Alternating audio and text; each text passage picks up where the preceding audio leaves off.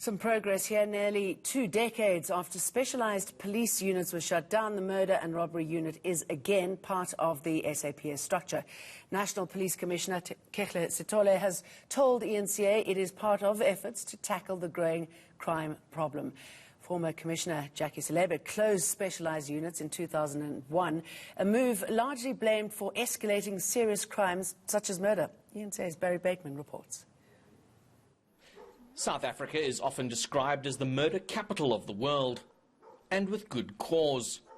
The latest crime stats show that on average 58 people are murdered a day, while the murder detection rate has dropped from 31% in 2011 to 20% in 2019. This has been attributed to how murders have been investigated since specialised units were disbanded. We have one of the world's highest murder rates, yet we leave murder dockets up to 2 or 3 detectives at a station who would be responsible for all unnatural death investigations. So a car accident, a suicide, someone falling off the roof, and of course your murder type cases. And that detective would be a lone detective going out to the crime scene, yet he would have, or she would have 20 to 30 other dockets sitting on their table. So they're overwhelmed with cases and definitely under-resourced. But this is about to change. National Police Commissioner Kekhle Sitole has confirmed he has just signed off on the re-establishment of the specialised Murder and Robbery Unit.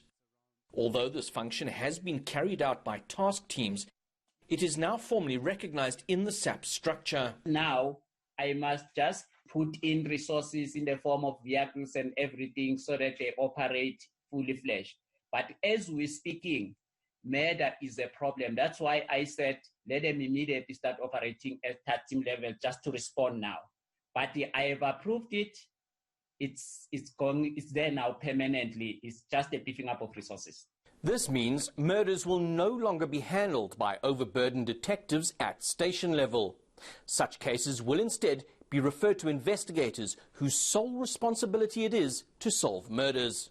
Crime analysts have been saying for years that it's the shot in the arm the police service desperately needs. If the organization was able to really become strategically focused on key priority crimes, not trying to tackle everything at once, and making sure that it had the right capacity, recognized and rewarded those detectives, crime intelligence and other police officers who are doing very good jobs under difficult circumstances, made sure that they were training up and giving experience to younger new detectives and new crime intelligence operatives, for example.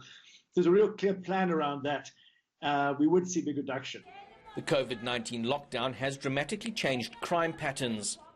So the real impact of the dedicated unit is unlikely to be known anytime soon. But it's hoped more murderers will be locked up, and ultimately that the incidences of such crimes will be reduced. Barry Bateman, Pretoria.